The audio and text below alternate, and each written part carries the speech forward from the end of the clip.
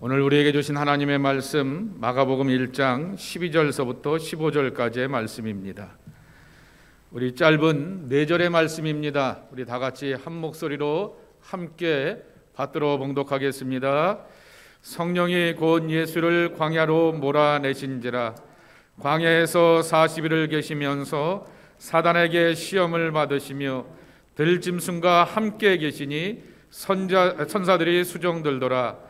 요한이 잡힌 후 예수께서 갈릴리에 오셔서 하나님의 복음을 전파하여 이르시되 때가 찼고 하나님의 나라가 가까이 왔으니 회개하고 복음을 믿으라 하시더라. 추워지는 겨울 날씨 이렇게 다시 시작된 것 같습니다. 그러한 가운데도 건강하시고 평강으로 인도함 받는 여러분 되길 축복합니다. 새해가 되면 우리는 새해의 결심, 소위 말하는 New Year Resolution이라고 하여서 개인적인 다짐과 결단들을 하면서 새로운 날들을 향하여서 벌써 출발하게 되었습니다. 그래서 성공하는 사람들의 7가지 습관들 혹은 목적이 이끄는 사람 이런 여기 여러 가지 성공과 관련된 또 처세와 관련된 또 어떤 사람들은 조금 더 이렇게 진지하여서 개인적인 영성과 결단의 그러한 용기를 주는 책들을 보기도 합니다. 또 최근에는 책보다는 영상이 편하기 때문에 그러한 영상들을 찾아보면서 다짐들을 해보게 됩니다. 다 우리에게 필요한 것입니다. 근데 저는 2023년을 시작하는 1월 1일 지난주일서부터 예수님의 광야의 시험의 교훈을 함께 나누고 있습니다. 하나님의 백성 그리고 하나님의 자녀로서 우리는 무엇으로 사는가라고 하는 것을 묵상하고 나누고 있습니다. 지난주의 말씀 예수님의 광야 시험은 신과 악마 사이의 경계와 긴장 가운데 있는 우리의 실존, 우리의 시험과 유혹의 현실을 내놓게 되었습니다.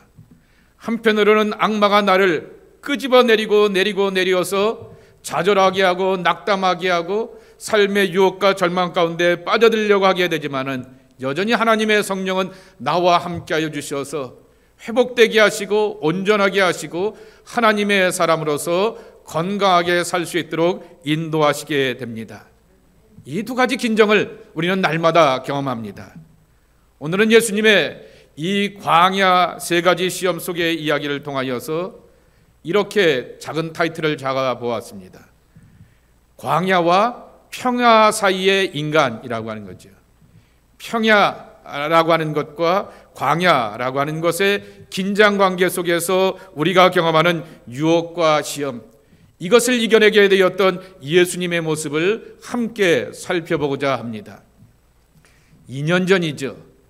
2년 전에 재작년 봄에 줌으로 열리게 되었던 캐나다 동부지방에 사경회가 있게 되었습니다. 그 스크린 한번 보여주세요. 4월이었죠. 2021년 4월이었는데 캐나다 지방 온라인 사경회라고 하게 되면서 사경회란 뭔 뜻인지 아시죠? 성경을 조사하고 연구한다라고 하는 사경회입니다. 그때 2번째 강사가 이쪽에 있는 이익상 목사라고 하는 사람입니다. 이분은 이스라엘에서 공부를 하게 되었고 이스라엘에서 사역을 하게 되었습니다.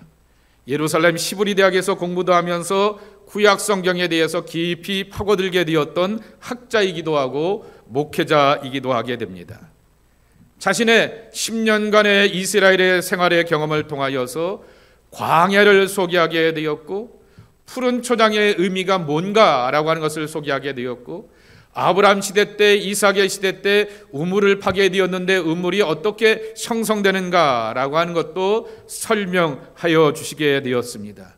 궁금하시면 유튜브에 여전히 영상이 남아있게 되니까 한번 찾아보시기 바랍니다. 흔히 성서의 영성을 광야의 영성 혹은 사막의 영성이라 이렇게 이름을 부르게 됩니다.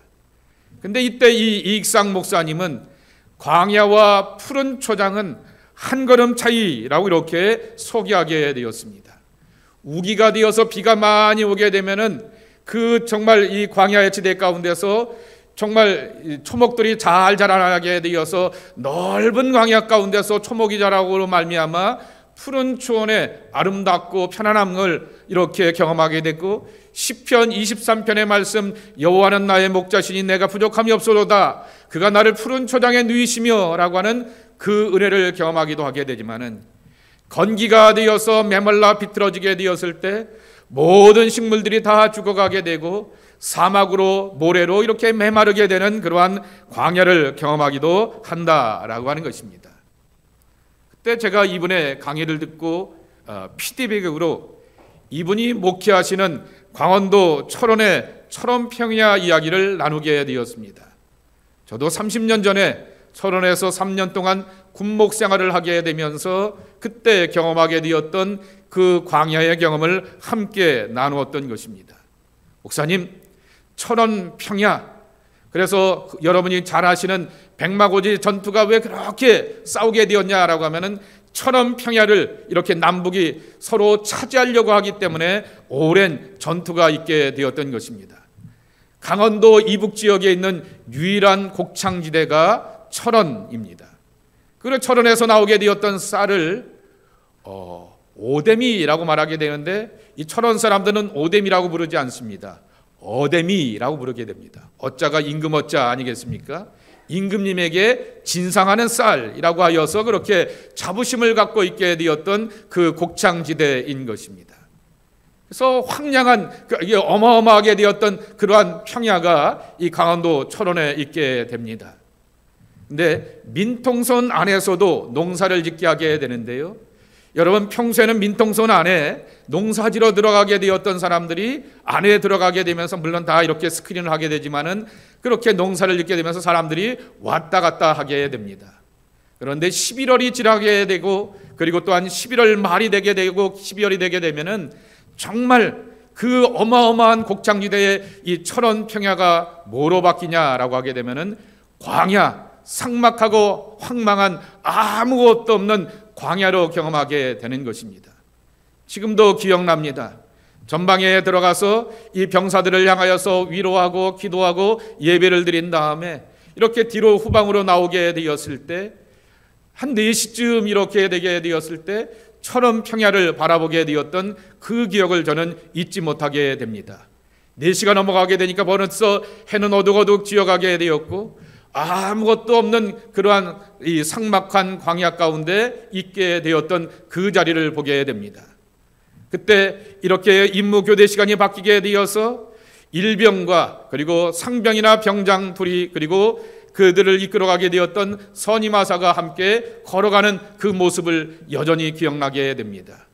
선임하사와 상병 병장은 말 그대로 군대 짬밥이 있어서 터덜터덜 걸어가게 되고 팔자걸음을 걸어가게 되지만은 일병 이신참은 기운이 바짝 들게 되어서 자기 부대로 들어가게 되는 그 모습을 바라보게 되면서 정말 그 광야의 심정들이 이렇게 여러 가지로 오버랩이 되었던 그 기억을 나누게 됩니다. 그래서 그 기억을 기억하면서 평야가 변하여서 광야가 되는 모습을 보시면서 이스라엘의 그 사막의 모습들을 한번 오버랩해서 보시면 좋을 것 같습니다 라고 하는 그러한 권면을 드리기도 하였습니다. 마가복음 1장에는 세례 요한과 예수님의 등장을 광야로부터 출발하고 있는 것입니다. 여러분, 1장 3절 말씀해 보게 되면은 광야에 외치는 자의 소리가 있어 이르되 너희가 주의 길을 예비하라. 그리고 그 주의 길을 예비하는 자 세례 요한이 4절 말씀해 보게 되면은 세례 요한이 광야에 이르러 죄사함을 받게 하는 회개의 세례를 선포하니 라고 하여서 광야에서 외치는 자의 소리로 이렇게 증거하게 되었습니다.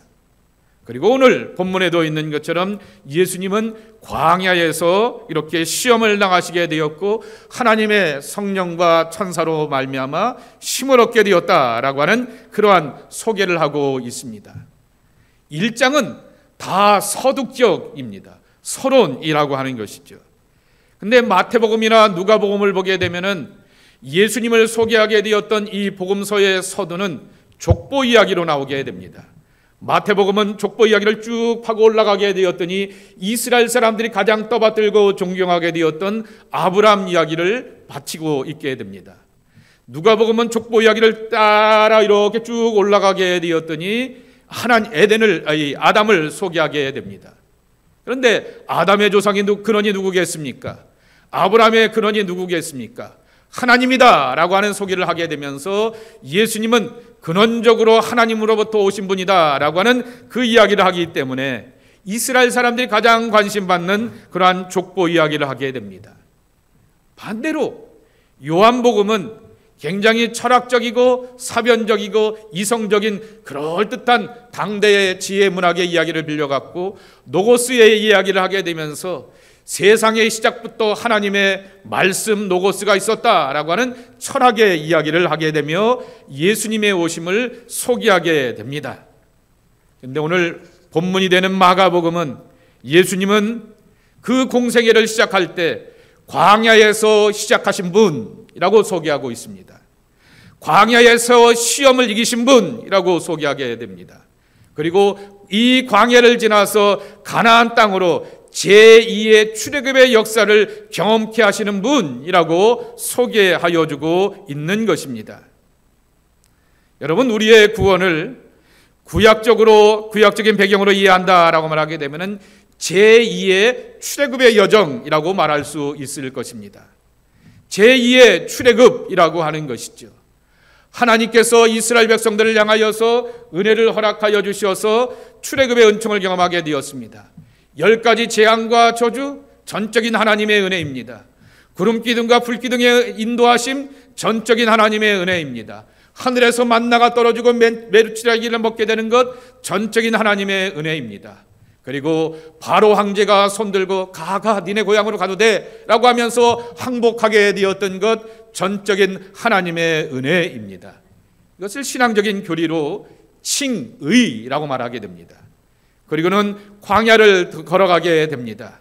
이 광야길을 걸어가게 되는 가운데서 어떠한 사람들은 원망하고 불평합니다. 만나와 메추라기 하나님을 만나고 경험하였음에도 불구하고 매일매일 삶 가운데 동행하시고 안내하시고 인도하시는 구름 기둥과 불뜨기 등의 하나님을 만났음에도 불구하고 입이 쭉 나와서 너무 힘들어, 너무 괴로워 라고 하면서 불평과 원망을 하기도 합니다. 그런데 하나님 앞에서 꾸준하고 한결같은 모습으로 하나님 바라보기 주바라기가 되어서 하나님의 말씀에 철저히 순종하게 되었던 모세와 여호와수와 같은 사람들을 통하여서 광야의 여정에 판가름이 나게 되었습니다. 그래서 어떤 사람은 광야가 그들의 무덤이 되었지만은 어떤 사람들은 이 광야를 지나서 가나안 땅으로 들어가게 되었습니다. 감리교에 창시했던 요한 웨슬레는 바로 이것이 성화의 과정이고 연단이라 말하게 되고, 그리고 마지막 가나안 땅에 들어가게 되는 것은 저 천국을 향해서 들어가게 되는 영화로운 몸을 입는 우리의 모습이다라고 아주 쉽고 단순하게 도식적으로 설명하게 되었습니다. 한편으로는 쉽고 단순하게 도식적으로 설명하여서 너무 이렇게 요약해 놓았다라고 말하게 되지만은 그 의미를 우리에게 분명하고 정확하게 소개하여 주고 있는 것입니다. 그런데 마가복음이 예수님의 시작을 광야에서 시작하였다라고 하는 그 말씀을 우리에게 들려주시는 것은 예수님을 구주로 믿고 따르는 우리들도 예수님처럼 광야의 시험과 유혹을 이기고 언약의 백성이 되어서 약속하신 하나님의 축복과 은총을 우리가 누려야 한다라고 하는 것입니다. 그렇기 때문에 광야로 몰고 가시게 되는 하나님의 의도, 광야로 몰고 가시게 되는 하나님의 계획, 뜻이 있다라고 하는 것입니다. 다시 한번 12절의 말씀을 보시겠습니다. 함께 12절 함께 읽겠습니다. 시작. 성령이 곧 예수를 광야로 몰아내신지라 그랬습니다. 여러분, 여기서 제일 주목할 단어는 곧이라고 하는 말입니다. 즉시라고 하는 말입니다. 여러분이 여러분의 자녀를 향하여서 어떤 계획을 갖고 이렇게 의지를 갖고서 이렇게 플랜을 갖게 되었을 때 얘가 이게 하는 게 좋을까 말까, 얘가 이렇게 사는 게 좋을까 말까, 얘한테 이걸 주는 게 말까 아니면 좋을까 라고 하면서 고민을 하면서 어떤 계획을 가지고서 찾아보고 한 다음에 선택을 하게 되는 것입니다. 근데 예수님이 광야로 내몰리게 되었을 때 곧이라고 말하게 됩니다. 즉시라고 하는, 이미디얼리라고 하는 그 말이라고 하는 것입니다. 하나님의 성령이 예수님을 즉시 광야로 내몰았다라고 말하게 됩니다. 이 몰아내신지라라고 하는 단어가 푸시힘이라고 하는 거죠. 푸시힘 아웃 in the wilderness라고 하는 그러한 표현을 쓰고 있는 것입니다. 임펠이라고 하는 강요하다라고 하는 그러한 뜻도 담고 있는 것입니다. 광야에서 하나님의 성령께서 보내신 이유와 목적을 우리가 놓치지 말아야 되는구나 라고 하는 것을 들려주게 되는 것입니다. 성경은 분명히 말씀하십니다. 광야에서 사단, 그리고 사단이 만들어가게 되는 삶의 유혹과 시험도 우리 가운데 실제로 존재하게 되지만은 하나님의 성령이 예수님을 광야로 내보내시게 되었던 것처럼 우리의 삶의 모습은 광야로 종종 던져지는 삶이라고 하는 것입니다. 이 몰아내신지라라고 하는 것의 원문의 정확한 표현은 광야로 내던지셨다라고 하는 그러한 뜻이라고 하는 것입니다. 이 내던지셨다라고 하는 말씀은 하나님의 성령께서 주도적으로 그리고 역동성을 가지고서 일하고 계시다라고 하는 것이죠. 시험과 유혹과 연단의 앞에서 우리가 놓여져 있게 되었을 때 나는 수동적일 수밖에 없고 때로는 거기에서 무너지게 되면서 패배주의적인 낙담의 경험들을 하게 되지만은 중요한 사실은 우리의 삶의 모든 크고 작은 문제에 대해 앞에서 낙심할 이유가 없는 것은 내 삶의 주체는 하나님의 성령이시고 그리고 내 삶의 주인은 하나님께서 의도와 뜻과 계획을 갖고 우리의 삶을 몰고 가신다라고 하는 것입니다. 그러기에 그 사단의 시험과 유혹을 대면하는 그러한 삶 가운데서도 고난의 현실도 내가 경험하게 되지만은 하나님의 성령이 예수님을 몰고 가시듯이 나도 몰고 가시고 이끌어 가시고 부르신다라고 하는 그 하나님의 목적을 잊지 말아야 하겠다라고 하는 것입니다. 광야의 얘기를 하게 되었을 때 놓치지 말아야 될 것 가운데 하나는 마태복음 11장 7절에 나오게 되었던 예수님의 질문입니다. 예수님이 세례 요한의 사역을 보러 나간 사람들에게 이렇게 묻게 됩니다. 너희가 무엇하려고 광야에 나갔더냐라고 묻게 되는 것입니다. 바람에 흔들리는 갈대냐라고 말하게 됩니다. 여기서 갈대라고 하는 것은 이런 물결에 저런 물결에 이렇게 휩쓸리고 우왕좌왕하게 되는 사람의 흐름을 말하기도 하는 것입니다. 그러면 너희가 무엇을 보려고 광야에 나갔더냐? 부드러운 옷 입은 사람이냐라고 하는 것이죠. 옷은 유행 따라가고 있지 않습니까? 유행을 따라가게 되는 사람의 그러한 흐름과 세상의 사조를 보기 위하여서 광야로 나갔더냐라고 말합니다. 부드러운 옷을 입은 사람들은 왕궁에 있느니라 말하게 되면서 야, 세상의 철학과 문화를 따라서 살려고 하는 것이 아니라 그 모든 것들을 주도하고 있는 세력들이 있으니까 그거 한번 찾아가 봐 라고 이렇게 말하게 됩니다. 그럼에도 불구하고 너희가 왜 광야에 나갔더냐? 세례 요한 선지자를 만나러 가는 거 아니냐라고 하는 거죠. 이 선지자의 입에서 나오게 되었던 하나님의 말씀을 듣기 위하여서 하나님의 교훈과 가르침과 하나님의 뜻을 알기 위하여서 광야로 나갔던 것 아니냐라고 이렇게 말씀하여 주시면서 광야로 몰려지고 내던진 삶 가운데서 하나님의 목적과 의도, 부르심의 거룩한 그러한 사명들을 잃어버리게 되었을 때 시험과 유혹 앞에서 우리가 무너질 수 있음을 분명히 가르쳐 주시게 되는 것입니다. 흔히 우리가 이런 말을 하지 않습니까? 초심을 잃지 말라라고 하는 이야기를 많이들 서로에게 하게 됩니다. 부르심의 목적, 삶의 방향, 순전한 마음과 열심을 잃지 말라라고 하는 그러한 얘기로 초심을 잃지 말라라고 하는 그러한 이야기를 하게 됩니다. 내가 나이가 들게 되니까 내가 상대방보다 경험이 있고 그리고 연륜이 쌓여지게 되니까 내 경험과 잣대로 보게 되면은 앞에 사람의 한계가 보이게 되면서 그렇게 말들을 하게 되면서 초심 잃으면 안 돼요 라고 하는 그런 말을 하게 됩니다. 그런데 그렇게 잘못 권면하게 되었다가 오히려 꼰대가 되어서 따돌림을 당하는 그러한 경우들이 참 많이 있습니다. 초심을 잃지 말라라고 하는 얘기는 남한테 하는 얘기가 아니라 나 스스로에게 해야 되는 그러한 이야기인 것입니다. 지난 주중에도 목사님들 몇 분을 이렇게 만나서 식사를 하게 되었을 때도 그런 얘기를 하게 되었지만은 때로는 나이가 들게 되면서 원치 않게 자리를 차지하는 경우들이 있게 되는 것입니다. 그것에 대해서 저희 집사람은 항상 늘 비아냥을 내게 되죠. 저의 그렇게 태클녀가 저희 집사람입니다. 그래서 무슨 감투를 차지하게 되고 자리를 차지하게 되면은 김주엽 감투를 너무 좋아하는 것 같아 라고 하면서 비아냥을 거리면서 저를 늘 걸어놓게 됩니다. 그렇지만은 또 한편으로는 원치 않기 때문에 그렇게 자리를 차지할 때도 있는 것을 보게 됩니다. 또 책임져야 되는 그러한 이야기 때문에 그렇게 차지할 때도 있는 것을 볼 수가 있습니다. 그러나 그런 모든 것 가운데서 늘 우리 스스로에게 물어봐야 될 것은 초심을 잃지 말아야겠다라고 하는 그러한 다짐과 고백이 우리에게 있어야 된다라고 하는 거죠.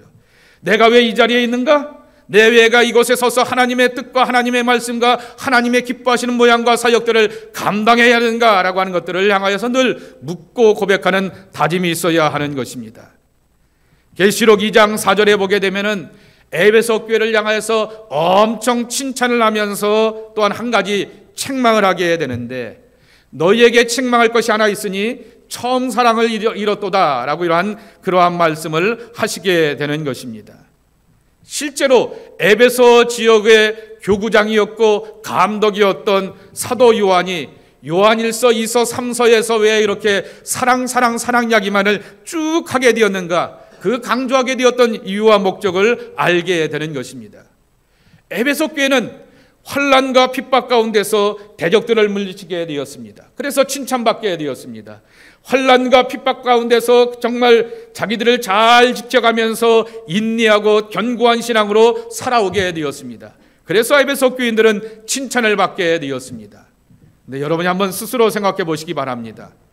상대방이 나를 향해서 계속해서 비난하고 공격하고 나를 향해서 대적하게 되었을 때 나도 모르게 내 안에 쌓여지게 되는 그러한 공격적인 마음과 감정들이 내 안에 쌓여지게 되는 것입니다. 이것을 기억하고 사도 요한은 너희가 처음 사랑을 잃어버렸다라고 말하게 되면서 사랑을 강조하게 되었던 이유가 여기 있게 되는 것이고, 사랑이 죽음보다 더 강하다라고 하는 그러한 강력한 선포를 하게 되었던 것입니다. 그러면 계시록 2장 7절 말씀해 보게 되면은 이기는 그에게는 내가 하나님의 낙원에 있는 생명나무의 과실을 먹게 하리라 라고 말씀하여 주셨습니다. 우리는 어디까지 이겨야 되겠습니까? 오늘 이겼다라고 해서 장담할 것이 아니라 내가 하나님 앞에 부름받고 천국에 갈 때까지 우리는 이기는 자로 살아가야 하는 것이죠. 근데 그 이김은 사랑으로 이겨야 하겠다라고 하는 것입니다.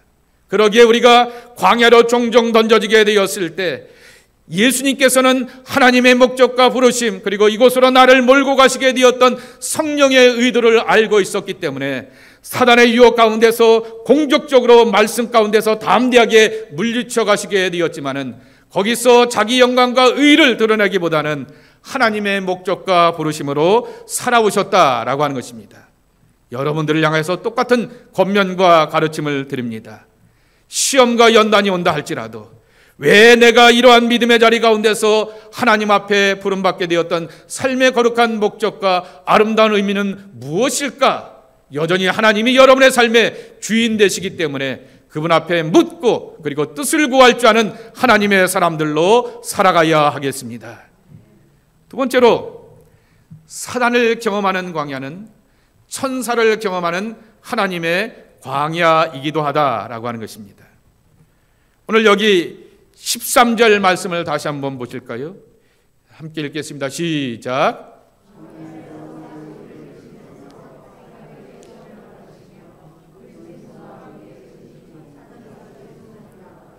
오늘 예수님의 광야를 마가복음 진짜 2절밖에 안 되는 짧은 말씀으로 이렇게 전하게 되었죠. 예수님이 겪게 되었던 불리한 일들, 그 부정적인 현상들을 소개하게 됩니다. 첫째는 40일을 계셨다 그랬습니다. 마태복음이나 누가복음에 보게 되면 이때 예수님은 금식하며 40일을 버티셨다라고 이렇게 말씀하시게 됩니다. 두 번째로는 사단에게 시험을 받았다라고 말하게 됩니다.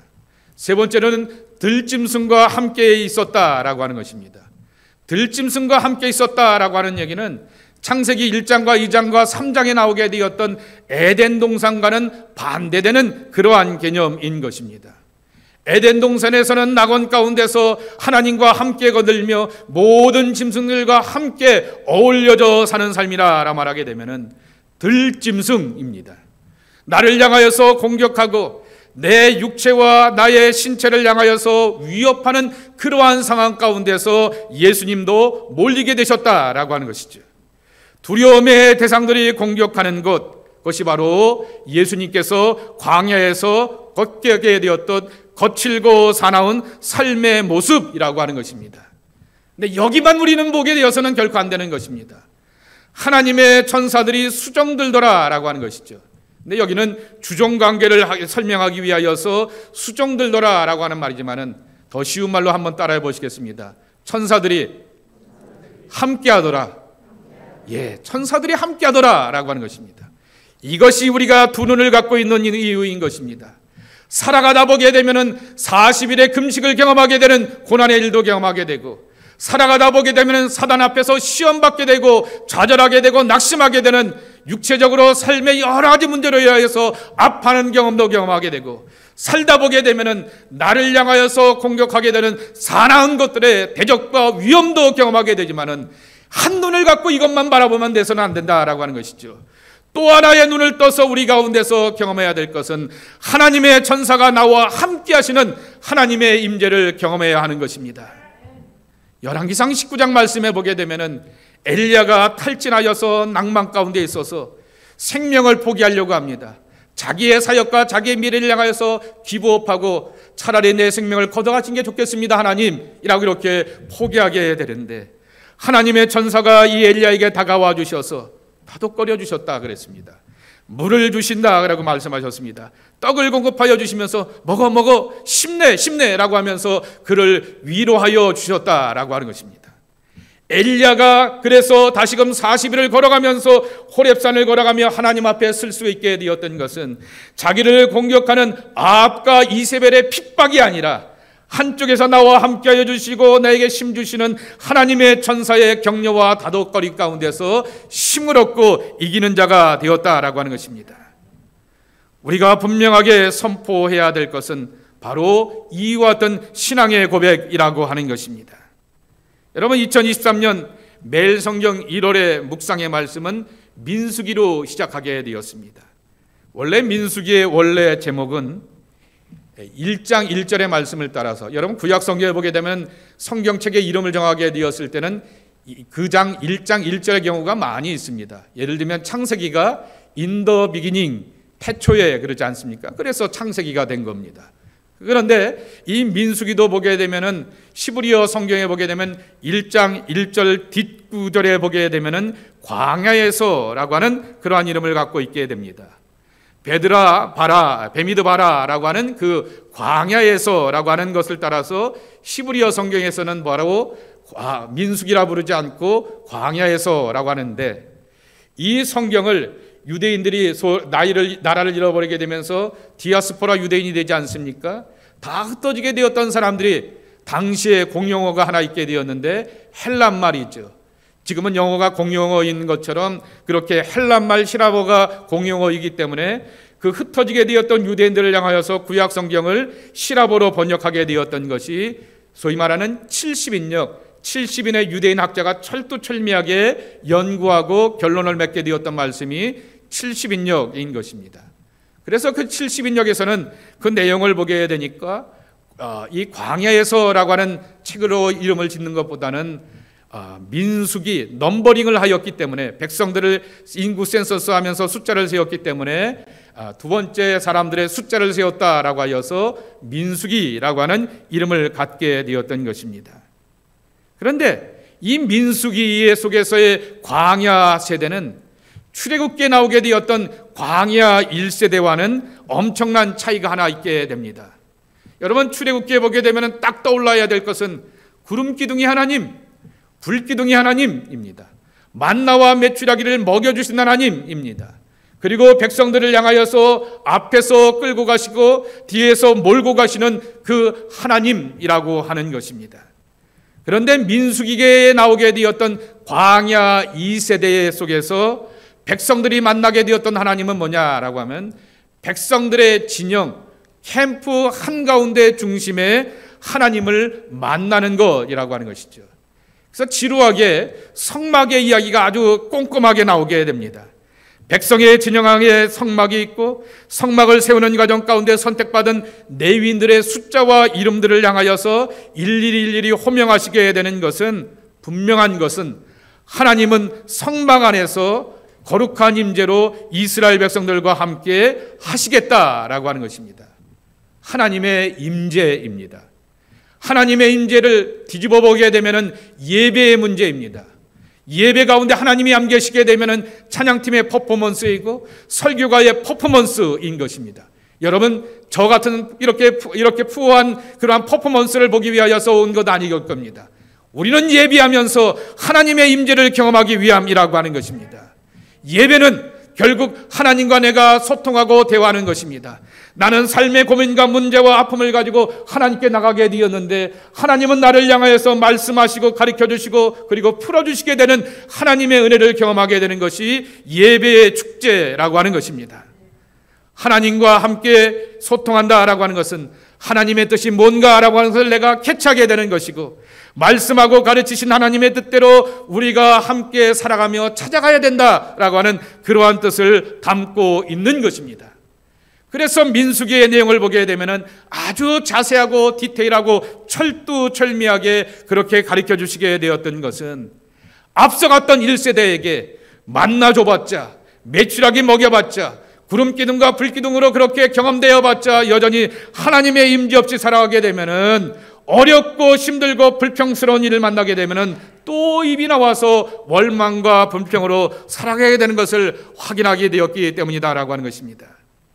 하나님의 임재를 경험하지 못하게 되면은 광야는 말 그대로 메마른 땅입니다. 광야는 거칠은 땅입니다. 사람 살만한 사는 것이 못 되는 땅이요, 많은 시험과 유혹이 기다리는 땅인 것입니다.